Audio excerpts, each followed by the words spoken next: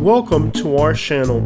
On today's video, we're going to be looking at the top 10 worst neighborhoods in Miami, Florida. Miami is one of my favorite cities in the United States, and it has some of the best neighborhoods in the entire country. However, our audience on YouTube wants to see hood rat crap. Therefore, we're going to take you to the top 10 worst neighborhoods in the entire city to make sure that our video gets more views, since if it was the nice neighborhoods, nobody would give a crap. Despite being a beautiful city and a travel destination for millions of people, Miami has some of the worst inner city neighborhoods in the entire country, and on this video, I, your local tour guide who is very familiar with Miami, am going to tell you the real top 10 worst neighborhoods in the entire city. Miami doesn't even have that many neighborhoods, so a few of these neighborhoods are actually right outside of the city limits. Not too far out though.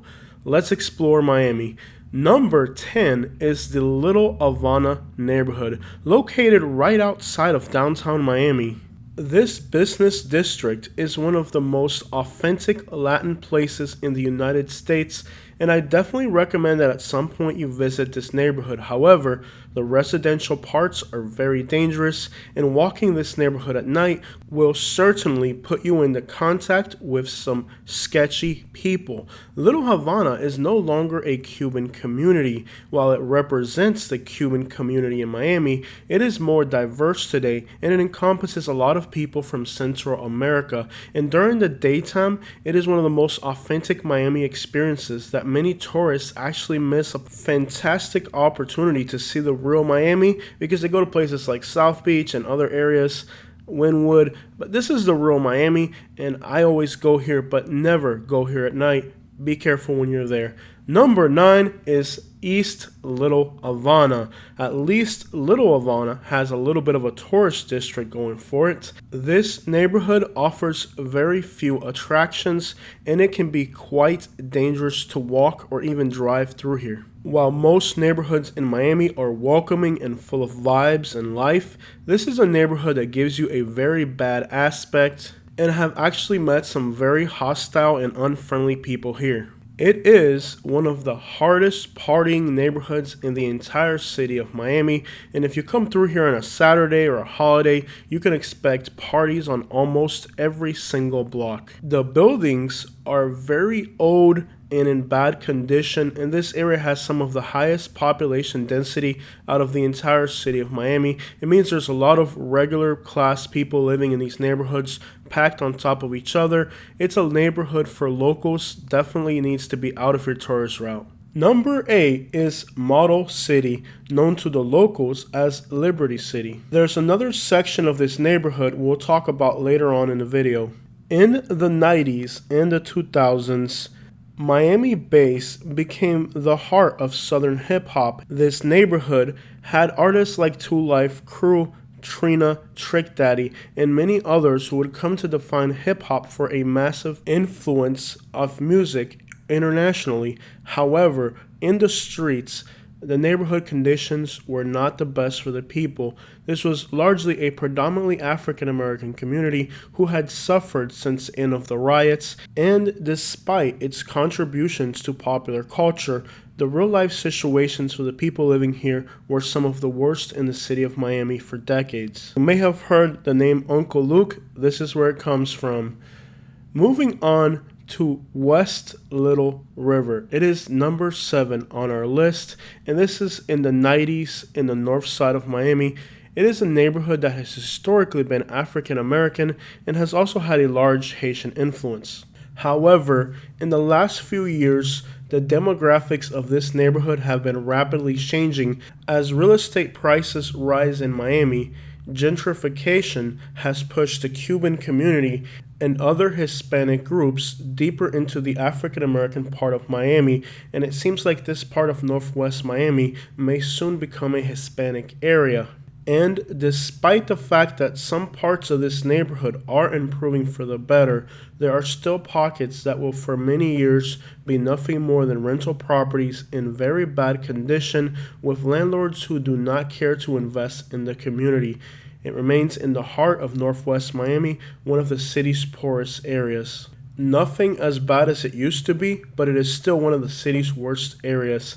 Moving on to number 6 is the Alapata neighborhood.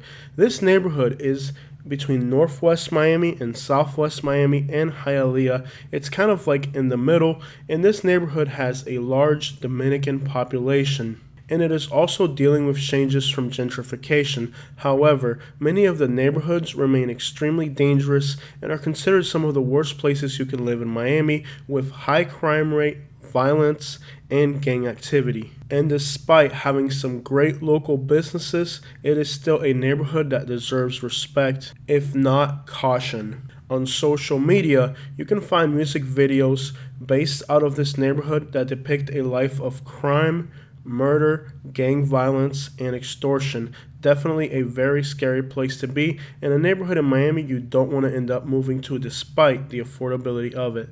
It is not a place you want to be. Moving on to number 5 is downtown Miami. To me, only downtown New York City is more impressive than downtown Miami. Nonetheless, it is a large city, and downtown Miami attracts a lot of people. Most are just having a good time. You still got to be careful in downtown Miami. Being just a large city, you'll find all types of interesting street activities and street hustlers. For the most part, you can usually enjoy downtown Miami without a problem, but don't let your guard down simply because it's all well lit. It is rare to go to downtown Miami and not find some type of crime or police activity going on at some point. So despite the skyline and skyscrapers and beautiful buildings and all the cool lights, make sure you use common sense in downtown Miami, because you will find yourself in some real life situations right there in the middle of the city. It's like a gathering point for the craziest people on earth. You'll find some interesting street activity if you pay close attention. Number 4 is Brownsville, known to the locals as Brown Sub. This is technically not within Miami city limits. However, its proximity to Northwest Miami makes it a neighborhood you may have heard or mentioned as just naturally being considered Miami. Now, I didn't include places like Opelika or Homestead on this video because they're so far away from the core of Miami, but Brown Sub is really in the heart of Miami, and it really deserves to be considered as a neighborhood of the city for the purpose of this particular video. The poverty rates for this census-designated place are among the most shocking you will find for the entire state of Florida, with people under 18 being over 55% below the poverty line. The per capita income is less than $10,000, and over 43% of the total population is living below the poverty line. This is a very poor and dangerous neighborhood. Number 3 is Little Haiti, the heart of the Haitian community historically, as well as Little Havana being the heart of the Cuban community. Little Haiti is the heart of the Haitian community. Likewise, it's almost like a representation, since the vast majority of the Haitian community has moved to other places like Broward County. It nonetheless represents where the Haitian community in Florida had its beginnings. It is a very dangerous neighborhood, and the people that are trying to hold on to the neighborhood are fighting back gentrification, as the area is in the eyes of developers who want to destroy their neighborhood's original, unique characteristics and bring in gentrification, as nearby Wynwood has also had the same thing happen. Little Haiti is definitely a dangerous neighborhood, and the community here is very hostile to outsiders as they're trying to hold on to what's left of their community. Being here at night is very dangerous, and at all times you need to be alert and pay attention to your surroundings. Moving on to number 2, Overtown.